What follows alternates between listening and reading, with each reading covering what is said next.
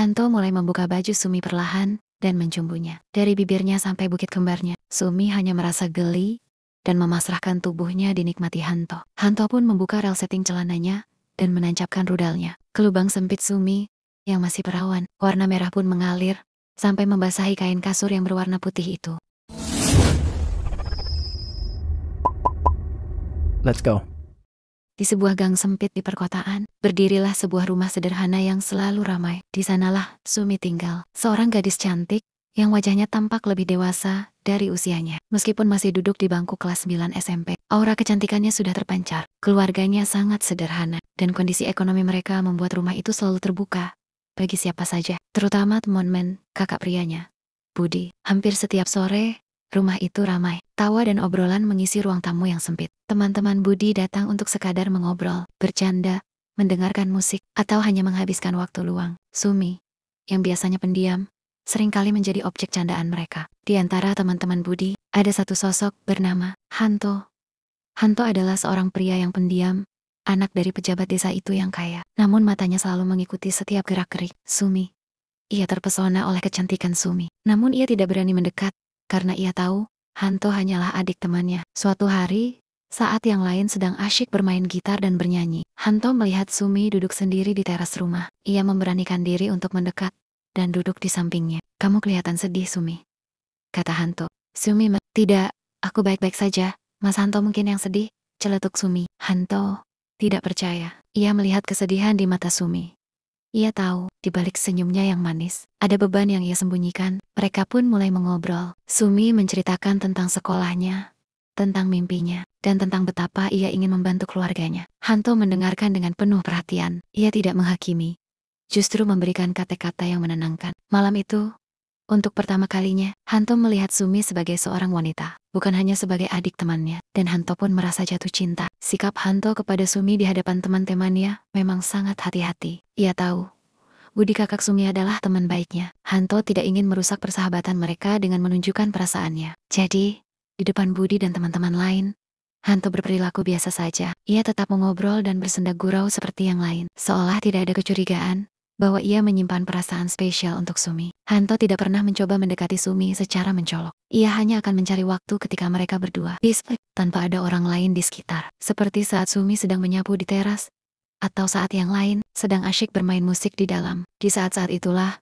Hanto akan menunjukkan perhatiannya. Ia akan menanyakan kabar Sumi, bagaimana sekolahnya, atau sekadar memberinya senyuman yang tulus. Di mata Budi dan teman-temannya, Hanto dan Sumi hanya terlihat sebagai teman kakak dan adik. Jika Hanto dan Sumi berbicara, mereka menganggapnya hal yang wajar. Tidak ada yang pernah menyadari bahwa di balik sikap Hanto yang tenang, tersimpan perasaan cinta yang besar. Suatu sore, saat rumah Sumi sepi, Hanto datang lagi. Seperti biasa, ia pura-pura mencari kakak Sumi. Namun, saat diberitahu kakaknya tidak ada, Hanto tidak langsung pulang. Ia justru duduk di teras bersama Sumi, memulai obrolan ringan. Suasana tenang itu dimanfaatkan Hanto.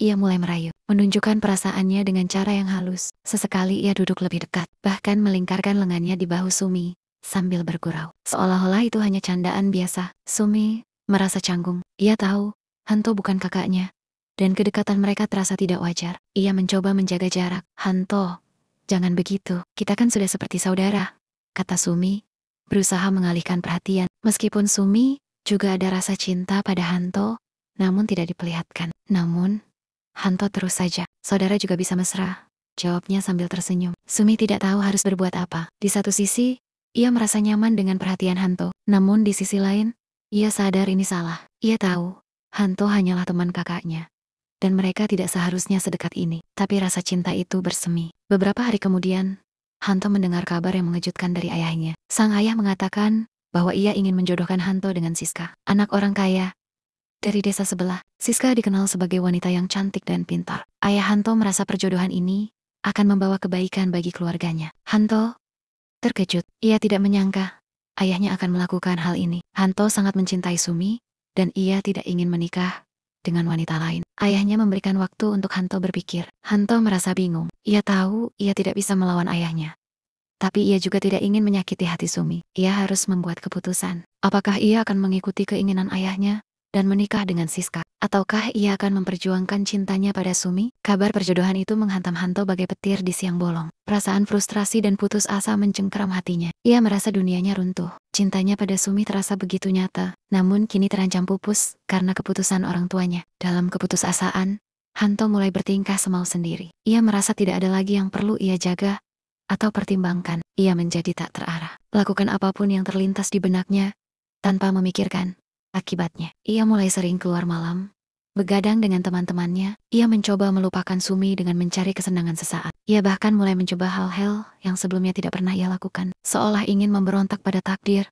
yang dianggapnya tidak adil. Hanto menjadi lebih sering merokok, menghabiskan uang tanpa perhitungan, dan tidak lagi memikirkan masa depannya. Ia merasa percuma merencanakan apapun jika pada akhirnya ia tidak bisa bersama wanita yang dicintainya. Tindakan Hanto yang tak terkendali tentu saja akan membawa dampak buruk. Frustrasi karena perjodohan telah membuatnya kehilangan arah, dan kini ia berada di jalan yang membahayakan dirinya sendiri dan bisa melukai orang-orang di sekitarnya. Sejak Hanto berubah, ia tak pernah lagi datang ke rumah Sumi.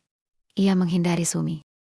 Jika bertemu, ia akan bersikap dingin, seolah-olah mereka tidak pernah sedekat itu. Sumi yang tidak tahu apa-apa, merasa bingung dan sedih. Ia mencoba bertanya pada kakaknya, tapi Budi juga tidak tahu apa-apa. Sumi merasa Hanto telah melupakannya. Hatinya hancur. Ia tidak pernah tahu bahwa Hanto dijodohkan. Ia hanya tahu pria yang dulu begitu baik dan perhatian kini berubah menjadi orang asing. Suatu hari, Sumi melihat Hanto di jalan. Hanto sedang bersama seorang wanita cantik, yang ternyata Siska.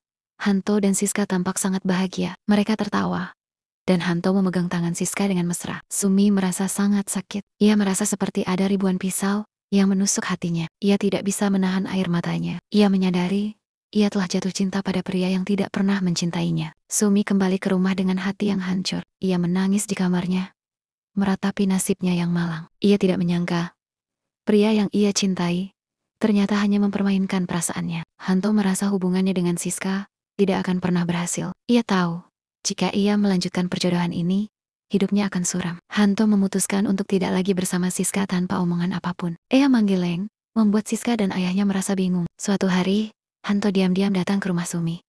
Ia melihat rumah Sumi sepi, dan ia tahu ini adalah kesempatannya untuk berbicara dengan Sumi.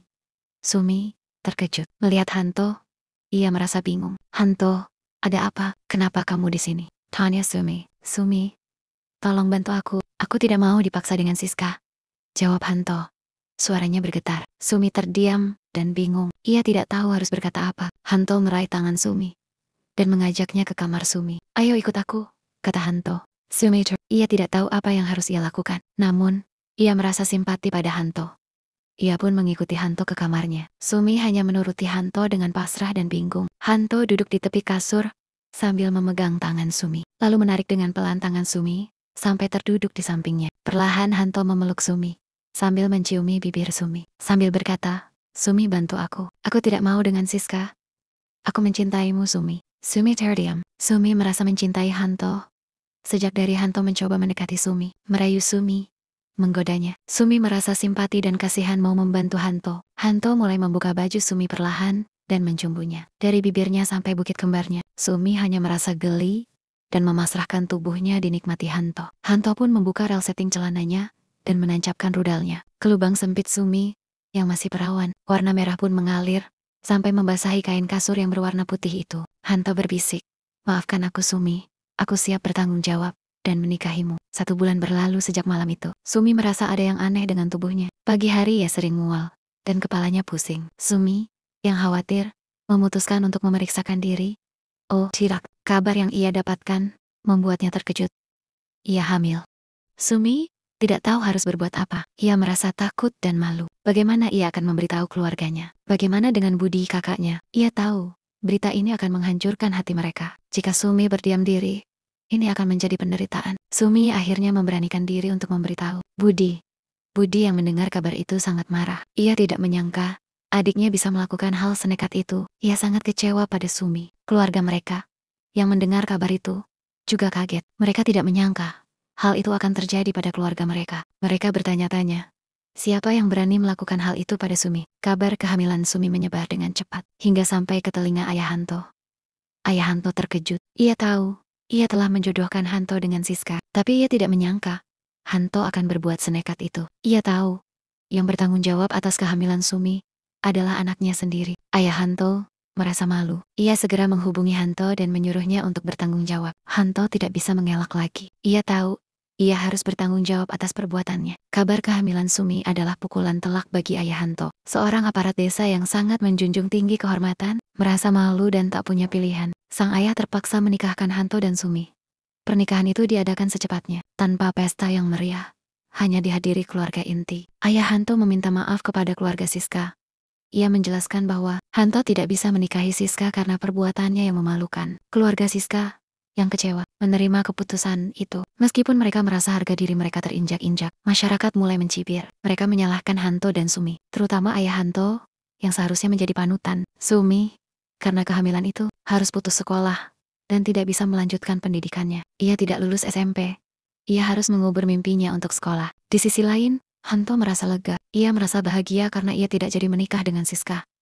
Ia menikahi Sumi, gadis yang ia cintai. Meskipun pernikahan ini dipaksakan, Hanto merasa lega dan senang karena ia bisa menikah dengan wanita yang ia cintai. Beberapa bulan setelah pernikahan mereka, Hanto mendapat kabar gembira. Ia diterima sebagai pegawai negeri di kantor kabupaten. Ini adalah awal baru bagi mereka. Hanto dan Sumi pindah ke kota, meninggalkan semua cibiran masyarakat. Hanto bekerja keras untuk menafkahi keluarganya. Ia tidak ingin lagi mengulangi kesalahan masa lalunya. Ia mencintai Sumi, dan ia ingin membuat Sumi bahagia. Mereka hidup bahagia. Hanto tetap setia, dan Sumi pun merasa dicintai. Mereka belajar dari kesalahan masa lalu, dan mereka berjanji untuk saling mencintai dan menjaga satu sama lain. Keputusan Hanto untuk meninggalkan Siska demi Sumi meninggalkan luka yang dalam bagi Siska. Ia merasa dibumi dan dipermalukan. Siska sudah membayangkan hidup bahagia. Namun, semua itu kandas di tengah jalan. Ia tidak bisa menerima kenyataan ini. Hatinya dipenuhi amarah dan dendam. Siska mulai meneror Sumi. Setiap kali mereka berpapasan di jalan, di pasar, atau dimanapun, Siska akan mencaci maki Sumi dengan kata-kata kasar. Wanita tak tahu diri, atau berebut kekasih orang, adalah cacian yang sering terlontar. Tidak hanya itu, Siska juga menyebarkan rumor tentang Sumi di media sosial, mengatakan bahwa Sumi adalah wanita murahan. Siska terus-menerus menyebarkan cerita bohong tentang Sumi, hingga banyak orang di sekitar. Mereka merasa tidak suka dan jijik melihat Sumi. Sumi hanya bisa terdiam dan bersabar. Ia tidak pernah membalas karena ia tahu semua ini adalah takdirnya. Meskipun banyak cibiran dari masyarakat, Sumi dan Hanto saling menguatkan. Hanto selalu mengingatkan Sumi, jangan dengarkan mereka. Hidup kita hanya akan bahagia jika kita menjalaninya dengan cinta dan kemauan sendiri. Mereka berdua tahu, suatu saat nanti, Siska akan menyadari bahwa ia hanya membuang-buang waktu dan energinya untuk membalas dendam. Mereka percaya, hidup ini hanya bisa bahagia jika didasari cinta dan kemauan sendiri, bukan paksaan. Sumi dan Hanto pun melanjutkan hidup mereka. Mereka fokus pada kebahagiaan mereka, tidak peduli dengan cibiran dari orang lain. Mereka tahu, cinta mereka adalah yang terpenting. Siska tidak pernah menyerah. Luka yang ia rasakan terlalu dalam. Ia tidak bisa menerima kenyataan bahwa Hanto lebih memilih Sumi, wanita yang menurutnya tidak sebanding dengannya. Kebenciannya pada Sumi dan Hanto membuatnya nekat. Ia meminta orang tuanya untuk mencarikan pria lain yang jauh lebih kaya raya dari Hanto.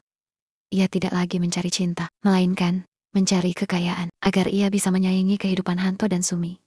Ia ingin membuktikan kepada semua orang bahwa ia adalah yang terbaik. Setelah beberapa bulan, Siska berhasil mendapatkan pria yang ia cari. Ia menikah, dan hidupnya dipenuhi dengan kemewahan. Ia memiliki mobil mewah, rumah besar, dan perhiasan mahal. Setiap kali bertemu dengan Sumi, Siska akan memamerkan semua yang ia punya, dengan tujuan memanas-manasi Sumi. Namun, Sumi dan Hanto menanggapi semua itu dengan sabar dan tabah. Mereka tidak pernah iri, mereka tidak pernah membalas. Mereka tahu, kebahagiaan sejati tidak datang dari kekayaan atau status. Hidup ini bukan tentang kepalsuan, kata Hanto kepada Sumi. Hidup ini tentang kebahagiaan yang datang dari dalam diri kita sendiri. Sumi pun mengangguk setuju. Mereka tahu, cinta mereka jauh lebih berharga daripada semua kekayaan. Siska, mereka hidup bahagia dengan cara mereka sendiri, tanpa harus membandingkan diri dengan orang lain. Siska, yang kini hidup dalam kemewahan, tidak bahagia. Ia memiliki segalanya, namun ia tidak memiliki cinta. Suaminya adalah seorang pengusaha yang sangat sukses, namun ia kurang perhatian. Ia selalu sibuk dengan pekerjaannya, dan jarang sekali ada di rumah. Siska merasa kesepian. Ia merindukan kehangatan, kasih sayang, dan perhatian yang tidak bisa dibeli dengan uang, seperti yang rasakan Sumi dan Hanto dalam kehidupan berumah tangga.